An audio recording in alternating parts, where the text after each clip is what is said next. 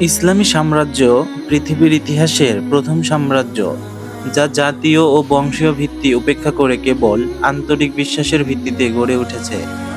পৃথিবীর ইতিহাসে যখন যেখানে কোনো সাম্রাজ্য গড়ে উঠেছে, সেখানে জাতিগত অথবা বংশীয় একই মূল ভিত্তি হিসেবে কাজ করেছে। প্রত্যেক সদস্যের মাঝে হয়তো বংশীয় সম্পর্ক রয়েছে কিংবা জাতিগত সম্পর্ক।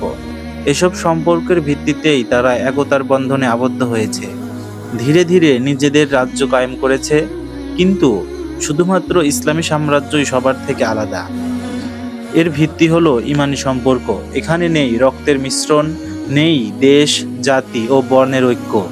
এখানে কেবল ঈমানই হলো মূল ভিত্তি। ধর্মীয় অনুভূতি হলো ঐক্যের প্রতীক। লক্ষ্য করে দেখুন, রাসূল সাল্লাল্লাহু আলাইহি ওয়াসাল্লামের সাথে একদল নিরন্ন নিঃসম্বল সাহাবী মক্কা থেকে মদিনায় হিজরত করে আসেন। মক্কা থেকে আগতরা ছিলেন বংশগত দিক থেকে আদনানী, আর মদিনার অধিবাসীরা ছিলেন কাহতানী। আদনানী আর কাহাতানীদের মাঝে ছিল হাজার বছরের শত্রুতা ও বিদ্বেষ। এত সত্ত্বেও মদিনার কাহাতানীরা তাদের চিরশত্রু মক্কার আদনানীদেরকে অভিবাদন জানিয়েছেন, বুক খুলে তাদের অভ্যর্থনা জানিয়েছেন, প্রেম ও ভালোবাসায় জড়িয়ে নিয়েছেন একে অপরকে, গলাগলি করে হয়েছেন একে অপরের ভাই। মিষ্ট ভাষা, সুন্দর আচরণ ও উদার সহযোগিতার কারণে তারা আনসার ও অভিধায় ভূষিত হয়েছেন। স্বয়ং আল্লাহ তাআলা কোরআনে তাদের বর্ণনা দিয়েছেন সুন্দর করে, যা আজ পর্যন্ত মুসলমানদের ঐক্য ও ভ্রাতৃত্বের আলোকরেখা হয়ে আছে। হে ঈমানদারগণ, আল্লাহকে ভয় করো, যেমন ভয় করা তোমাদের উপর আবশ্যক, এবং তোমরা মুসলমান হয়ে মৃত্যুবরণ করো। তোমরা একসাথে আল্লাহর রজ্জুকে আঁকড়ে ধরো এবং বিচ্ছিন্ন হও না, আর তোমাদেরকে দেওয়া আল্লাহর নিয়ামতকে স্মরণ করো। একদিন তোমরা পরস্পরের দুশমন ছিলে, তখন তিনি তোমাদের হৃদয়গুলোকে মিলিয়ে দিয়েছেন, আর তার দেওয়া নিয়ামতের কারণে তোমরা পরস্পর ভাই ভাইয়ে পরিণত হলে। আর তোমরা তো জাহান্নামের গর্তের কিনারে ছিলে, অতঃপর আল্লাহ তোমাদেরকে তা থেকে মুক্ত করেছেন। এমনই ভাবে আল্লাহ তাআলা তার নির্দেশনাবলী তোমাদের জন্য প্রকাশ করেন, যেন তোমরা মঞ্জিলে মাকসুদে পৌঁছাতে পারো। আর আল্লাহ তাআলা ঈমানদারদেরকে হৃদয়কে মিলিয়ে দিয়েছেন। হে নবী, আপনি যদি জমিনের সব কিছুকে ব্যয় করতেন, তবুও তাদের হৃদয়গুলোকে মিলাতে পারতেন না, কিন্তু আল্লাহ তাআলা তাদের হৃদয় মিলিয়ে দিয়েছেন। নিঃসন্দেহে আল্লাহ পরাক্রমশালী, প্রজ্ঞাবান। মূল কথা হলো, প্রাচীনকাল থেকেই আদনানী ও কাহাতানীদের মাঝে শত্রুতা ছিল। এমনকি এই দুই বংশধারার শাখা প্রশাখাগুলোতেও সেই শত্রুতা বিদ্যমান ছিল। বনু কিনানা ও কুরাইশদের মাঝে যেমন শত্রুতা ছিল, এর চেয়েও বেশি শত্রুতা ছিল আউস ও খাজরাজের মাঝে। ঠিক সেই নাজুক পরিস্থিতিতে তাদের সকলকে একত্রিত করে দেয় যেই মহাশক্তি, তা মূলত ছিল ঈমান ও ইসলামের শক্তি, ঈমান ও ইসলামের যোগসূত্র। আর এই ঈমানি মূল্যবোধের ভিত্তিতেই গড়ে উঠেছিল ইসলামী সাম্রাজ্য। ইসলামী সাম্রাজ্য অনেকগুলো সমস্যার সম্মুখীন হয়। আবু বকর রাদিয়াল্লাহু তাআলা আনহু এর খেলাফত ছিল প্রায় 2 বছর। এই সংক্ষিপ্ত সময়ের পুরোটাই ছিল সমস্যা কবলিত। একের পর এক বড় বড় সমস্যা এসে আছড়ে পড়েছে ইসলামের উপর, সমগ্র মুসলমানদের উপর। খলিফার প্রথম দায়িত্ব ছিল জনসাধারণের নিরাপত্তার ব্যবস্থা করা এবং মুসলমানদের ধর্ম ও জীবনের হেফাজত নিশ্চিত করা। এরপর দায়িত্ব হলো সামাজিক উন্নয়নমূলক ও ধর্মীয় সম্প্রসারণমূলক কাজে মনোনিবেশ করা। হযরত সিদ্দিকে আকবর রাদিয়াল্লাহু তাআলা আনহু খেলাফতের প্রথম দিন থেকেই অভ্যন্তরীণ ও বহিরাগত অসংখ্য সমস্যার সম্মুখীন হন। তিনি সাহসের সাথে সকল সমস্যার মোকাবিলা করেন, ঈমানের বলে বলীয়ান হয়ে দাঁড়িয়ে যান সকল অস্পর্শতার বিরুদ্ধে।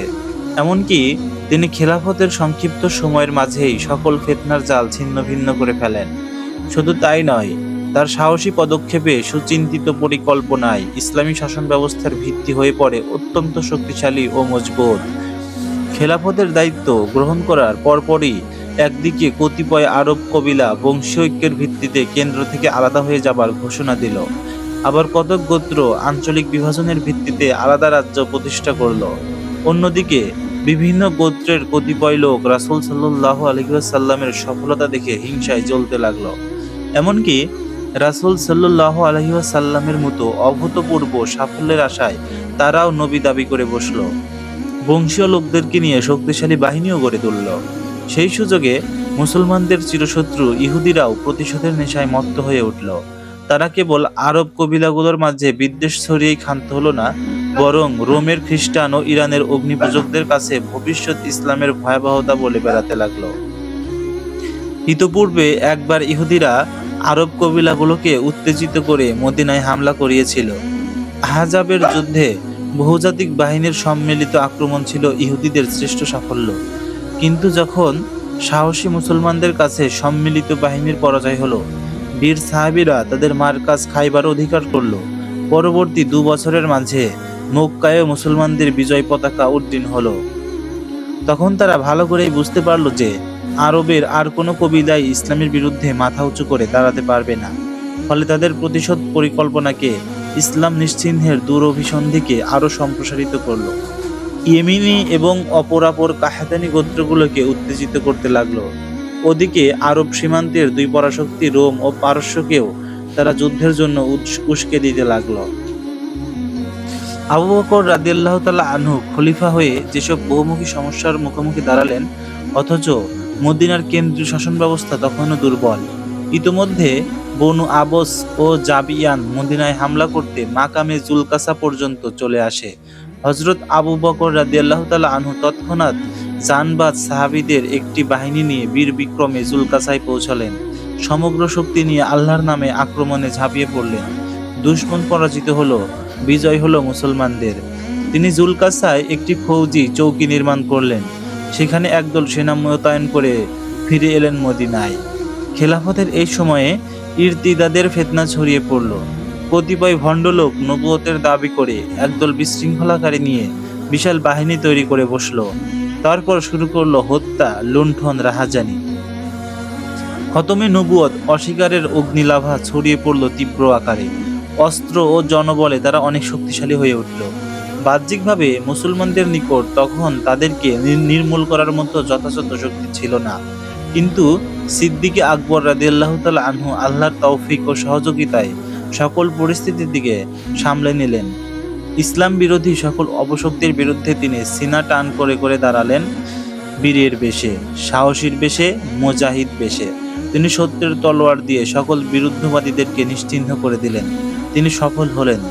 বিজয় এসে আশ্রয় পড়ল তার পদযুগলে।